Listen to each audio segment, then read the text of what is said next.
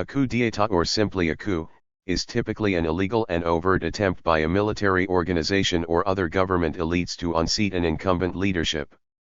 A self-coup is said to take place when a leader, having come to power through legal means, tries to stay in power through illegal means. By one estimate, there were 457 coup attempts from 1950 to 2010, half of which were successful. Most coup attempts occurred in the mid-1960s, but there were also large numbers of coup attempts in the mid-1970s and the early 1990s. Coups occurring in the post-Cold War period have been more likely to result in democratic systems than Cold War coups, though coups still mostly perpetuate authoritarianism. Many factors may lead to the occurrence of a coup, as well as determine the success or failure of a coup. Once a coup is underway, coup success is driven by coup makers' ability to get others to believe that the coup attempt will be successful. The number of successful coups has decreased over time. Failed coups in authoritarian systems are likely to strengthen the power of the authoritarian ruler. The cumulative number of coups is a strong predictor of future coups, a phenomenon referred to as the coup trap. In what is referred to as coup-proofing, regimes create structures that make it hard for any small group to seize power. These coup-proofing strategies may include the strategic placing of family, ethnic, and religious groups in the military and the fragmenting of military and security agencies. However, coup-proofing reduces military effectiveness as loyalty is prioritized over experience when filling key positions within the military. Coup d'état, the sudden, violent overthrow of an existing government by a small group. The chief prerequisite for a coup is control of all or part of the armed forces, the police, and other military elements. Unlike a revolution, which is usually achieved by large numbers of people working for basic social, economic, and political change, a coup is a change in power from the top that merely results in the abrupt replacement of leading government personnel. A coup rarely alters a nation's fundamental social and economic policies, nor does it significantly redistribute power among competing political groups. Etymology. The term comes from French coup d'état, literally meaning a stroke of state or blow of state. In French, the word état, French, eta, is capitalized when it denotes a sovereign political entity. 23 Although the concept of a coup d'état has featured in politics since antiquity, the phrase is of relatively recent coinage. It did not appear within an English text before the 19th century except when used in the translation of a French source, there being no simple phrase in English to convey the contextualized idea of a knockout blow to the existing administration within a state. One early use within text translated from French was in 1785 in a printed translation of a letter from a French merchant, commenting on an arbitrary decree, or writ, issued by the French king restricting the import of British wool. What may be its first published use within a text composed in English is an editor's note in the London Morning Chronicle 1804, reporting the arrest by Napoleon in France of Moreau, Berthier, Messina, and Bernadotte. There was a report in circulation yesterday of a sort of coup d'état having taken place in France, in consequence of some formidable conspiracy against the existing government. In the British press, the phrase came to be used to describe the various murders by Napoleon's alleged secret police, the gendarmes d'élite, who executed the Duke of Enghien, the actors in torture, the distributors of the poisoning drafts, and the secret executioners of those unfortunate individuals or families, whom Bonaparte's measures of safety require to remove. In what revolutionary tyrants call grands coups d'état, as butchering, or poisoning, or drowning, en masse, they are exclusively employed.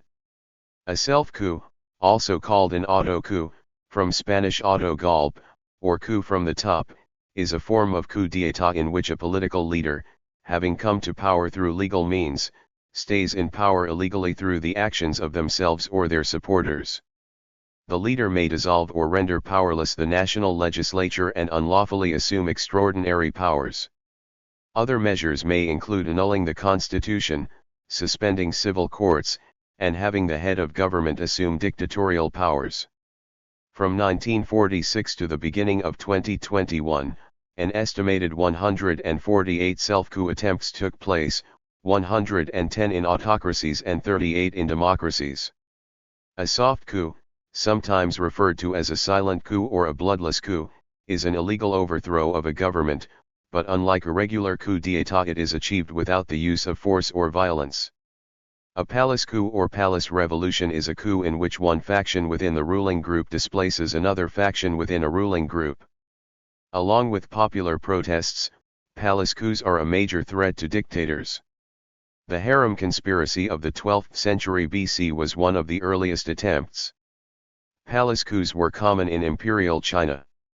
They have also occurred among the Habsburg dynasty in Austria, the Al-Thani dynasty in Qatar and in Haiti in the 19th to early 20th centuries.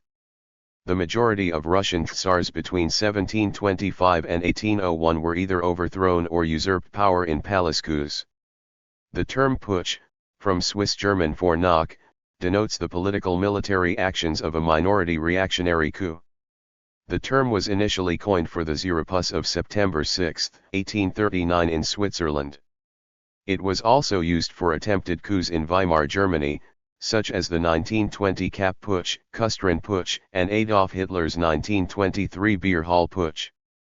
The 1934 Night of the Long Knives was Hitler's purge to eliminate opponents, particularly the paramilitary faction led by Ernst Röhm, but Nazi propaganda justified it as preventing a supposed putsch planned or attempted by Röhm.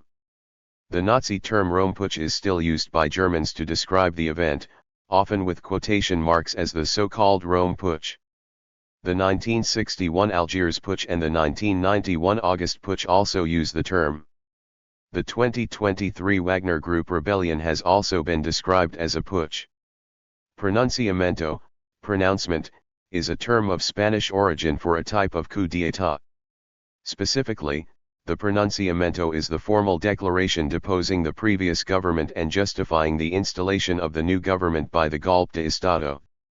One author distinguishes a coup, in which a military or political faction takes power for itself, from a pronunciamiento, in which the military deposes the existing government and hands over power to a new, ostensibly civilian government. A barracks revolt or cuartelazo is another type of military revolt, from the Spanish term cuartel, quarter or barracks, in which the mutiny of specific military garrisons sparks a larger military revolt against the government. Other types of actual or attempted seizures of power are sometimes called coups with adjectives. The appropriate term can be subjective and carries normative, analytical, and political implications. Civil society coup. Constitutional coup, consistent with the Constitution, often by exploiting loopholes or ambiguities. Counter coup, a coup to repeal the result of a previous coup. Democratic coup. Dissident coup, in which the culprits are nominally protesters without backing from any military or police units, e.g. sometimes used to describe the January 6 United States Capitol attack.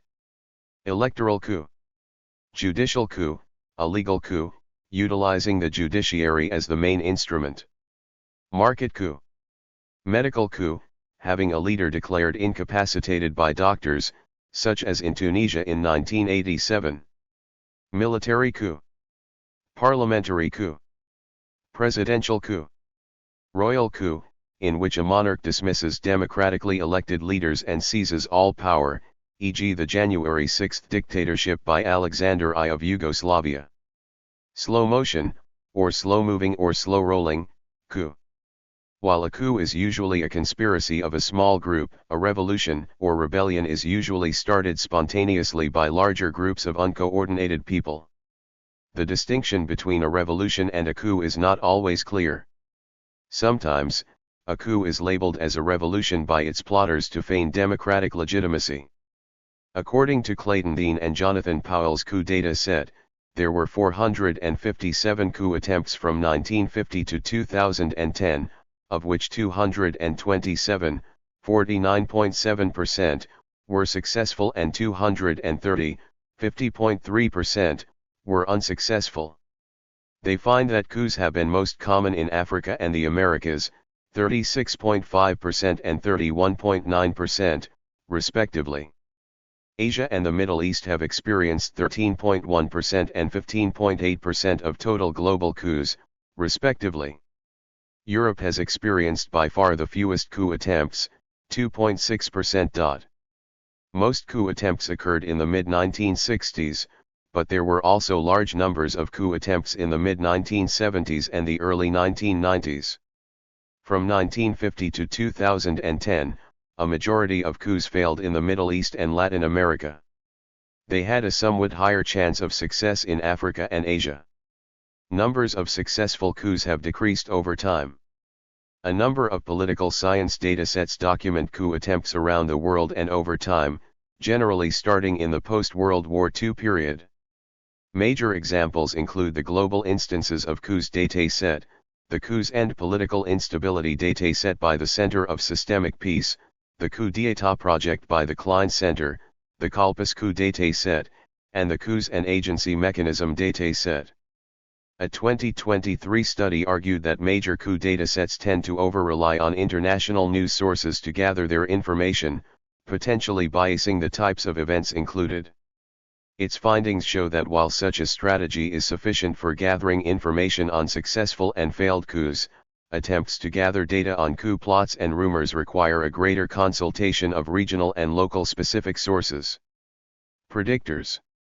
A 2003 review of the academic literature found that the following factors influenced coups: officers' personal grievances, military organizational grievances, military popularity, military attitudinal cohesiveness, economic decline, domestic political crisis, contagion from other regional coups, external threat, participation in war, collusion with a foreign military power, military's national security doctrine, officers' political culture, non-inclusive institutions, colonial legacy, economic development, undiversified exports, officers' class composition, military size, strength of civil society, regime legitimacy and past coups.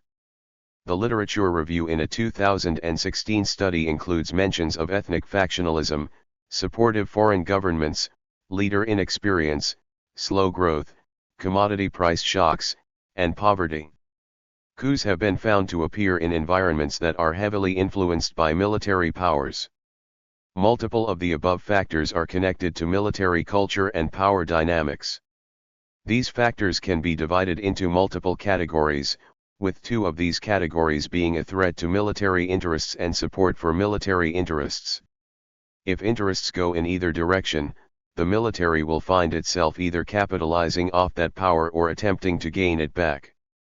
Oftentimes, military spending is an indicator of the likelihood of a coup taking place. Nordvik found that about 75% of coups that took place in many different countries rooted from military spending and oil windfalls. The accumulation of previous coups is a strong predictor of future coups, a phenomenon called the coup trap. A 2014 study of 18 Latin American countries found that the establishment of open political competition helps bring countries out of the coup trap and reduces cycles of political instability. Hybrid regimes are more vulnerable to coups than very authoritarian states or democratic states. A 2021 study found that democratic regimes were not substantially more likely to experience coups. A 2015 study finds that terrorism is strongly associated with reshuffling coups. A 2016 study finds that there is an ethnic component to coups, when leaders attempt to build ethnic armies, or dismantle those created by their predecessors, they provoke violent resistance from military officers. Another 2016 study shows that protests increase the risk of coups, presumably because they ease coordination obstacles among coup plotters and make international actors less likely to punish coup leaders. A third 2016 study finds that coups become more likely in the wake of elections in autocracies when the results reveal electoral weakness for the incumbent autocrat. A fourth 2016 study finds that inequality between social classes increases the likelihood of coups. A fifth 2016 study finds no evidence that coups are contagious, One coup in a region does not make other coups in the region likely to follow. One study found that coups are more likely to occur in states with small populations, as there are smaller coordination problems for coup plotters. In autocracies, the frequency of coups seems to be affected by the succession rules in place, with monarchies with a fixed succession rule being much less plagued by instability than less institutionalized autocracies. A 2014 study of 18 Latin American countries in the 20th century study found the legislative powers of the presidency does not influence coup frequency. A 2019 study found that when a country's politics is polarized and electoral competition is low, civilian recruited coups become more likely. A 2023 study found that civilian elites are more likely to be associated with instigating military coups, while civilians embedded in social networks are more likely to be associated with consolidating military coups. Territorial disputes, internal conflicts, and armed conflicts. A 2017 study found that autocratic leaders whose states were involved in international rivalries over disputed territory were more likely to be overthrown in a coup. The authors of the study provide the following logic for why this is.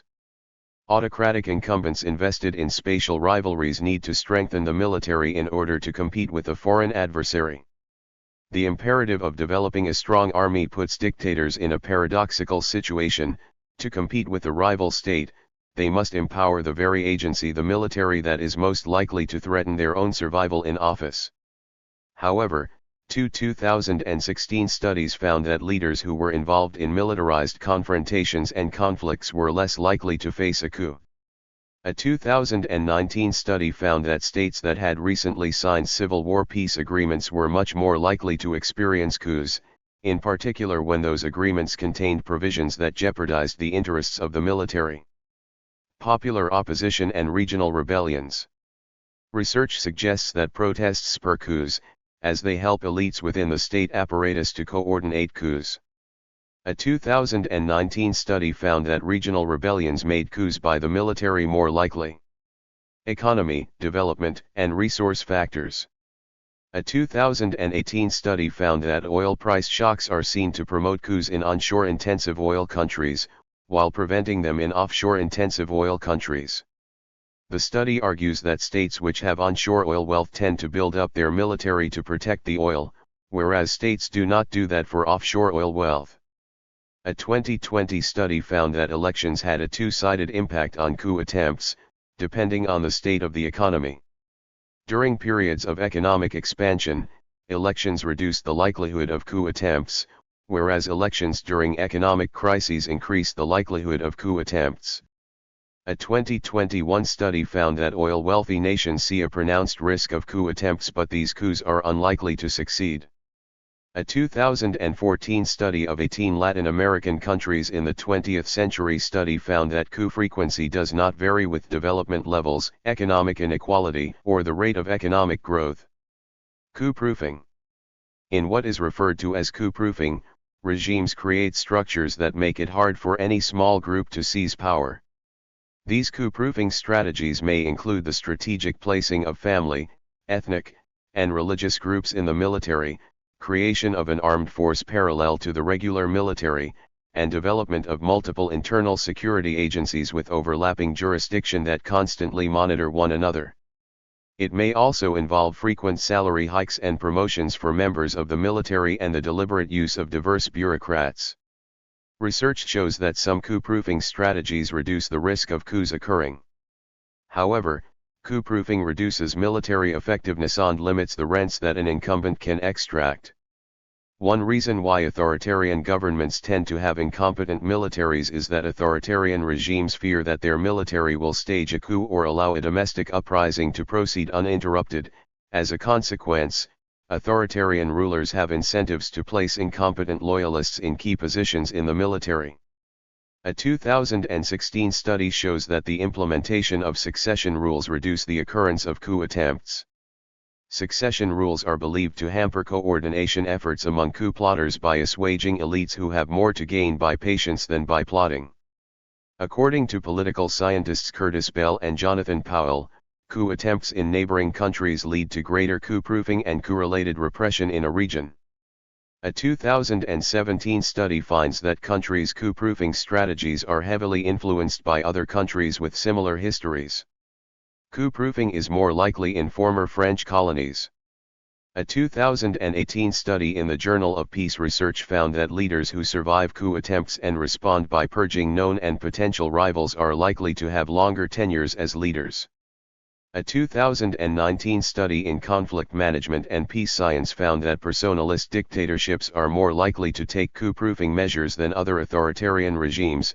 The authors argue that this is because personalists are characterized by weak institutions and narrow support bases, a lack of unifying ideologies and informal links to the ruler. In their 2022 book Revolution and Dictatorship, The Violent Origins of Durable Authoritarianism, political scientists Stephen Levitsky and Lucan Way found that political military fusion, where the ruling party is highly interlinked with the military and created the administrative structures of the military from its inception, is extremely effective at preventing military coups. For example, the People's Liberation Army was created by the Chinese Communist Party during the Chinese Civil War, and never instigated a military coup even after large-scale policy failures, i.e. the Great Leap Forward, or the extreme political instability of the Cultural Revolution. Some scholars have posited that the recruitment of foreign legionnaires into national armies can reduce the probability of military coups. Outcomes. Successful coups are one method of regime change that thwarts the peaceful transition of power. A 2016 study categorizes 4 possible outcomes to coups in dictatorships. Failed coup. No regime change, as when a leader is illegally shuffled out of power without changing the ruling group or the type of government. Replacement of incumbent with another dictatorship. Ousting of the dictatorship followed by democratization, also called democratic coups. The study found that about half of all coups in dictatorships both during and after the Cold War install new autocratic regimes. New dictatorships launched by coups engage in higher levels of repression in the year after the coup than existed in the year before the coup. 1/3 of coups in dictatorships during the Cold War and 10% of later ones reshuffled the regime leadership. Democracies were installed in the wake of 12% of Cold War coups in dictatorships and 40% of post-Cold War ones. Coups occurring in the post-Cold War period have been more likely to result in democratic systems than Cold War coups, though coups still mostly perpetuate authoritarianism. Coups that occur during civil wars shorten the war's duration. Impact. Democracy. Since the end of the Cold War, coups have become rarer, and more likely to be followed by democratization. Coups still often simply replace one autocracy with another one, with the new autocratic regime usually more repressive, in an attempt to prevent another coup, or have no effect on regime type. As of 2017, there was debate about whether coups in autocracies should now be considered to promote democratization, on average, or if countries' chances of democratization are still unchanged or worsened by coups, since democratization can take place without a coup. One reason for the increase in the chance of democratization is that a higher proportion of coups, half of post-Cold War coups, now take place in democracies. A higher percentage of countries are also now democracies. Democratic countries often rebound from coups quickly, restoring democracy, but coups in a democracy are a sign of poor political health, and increase the risk of future coups and loss of democracy. The dataset is small, so statistical significance varies depending on the model used. As of 2017, debate will end if data on more coups makes the pattern clear. The post-Cold War increase in the chances of post-coup democratization may partly be due to the incentives created by international pressure and financing. U.S. law, for instance, automatically cuts off all aid to a country if there is a military coup. According to a 2020 study, external reactions to coups play important roles in whether coup leaders move toward authoritarianism or democratic governance. When supported by external democratic actors, coup leaders have an incentive to push for elections to retain external support and consolidate domestic legitimacy. When condemned, coup leaders are apt to trend toward authoritarianism to assure their survival. But coup conspirators also increasingly say that they chose a coup to save their country from the autocratic incumbents. Successful conspirators may hold free and fair elections simply because they think it is a good idea. A desire for economic growth and legitimacy have also been cited as motivations for democratization. Legal scholar Ilya Somin believes that a coup to forcibly overthrow a democratic government might sometimes be justified. Commenting on the 2016 Turkish coup d'état attempt, Somin opined, "There should be a strong presumption against forcibly removing a democratic regime. But that presumption might be overcome if the government in question poses a grave threat to human rights, or is likely to destroy democracy itself by shutting down future political competition." Repression and counter-coups. It has been argued that failed coups might motivate a regime to reform and reduce repression. Such reforms are not obvious in the data, as of 2017. Coups that fail, or merely shuffle the leadership without changing the system, generally don't change the amount of repression, measured in government-sanctioned and pro-government killings. 2016 research suggests that increased repression and violence typically follow both successful and unsuccessful coup attempts. However, some tentative analysis by political scientist J. Ulfelder finds no clear pattern of deterioration in human rights practices in wake of failed coups in post-Cold War era.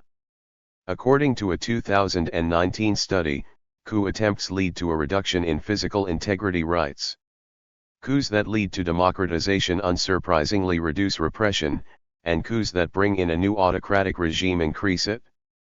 Post-Cold War, post-coup autocracies seem to have become more repressive and post-coup democracies less repressive. The gap between them is therefore larger than it was during the Cold War. Averaging across democratic and non-democratic outcomes, most coups seem to tend to increase state repression, even coups against autocrats who were already quite repressive. The time interval in which violence is measured matters. The months after a bloodless coup can be bloody. The small sample size and high variability means that this conclusion again does not reach statistical significance, and a firm conclusion cannot be drawn.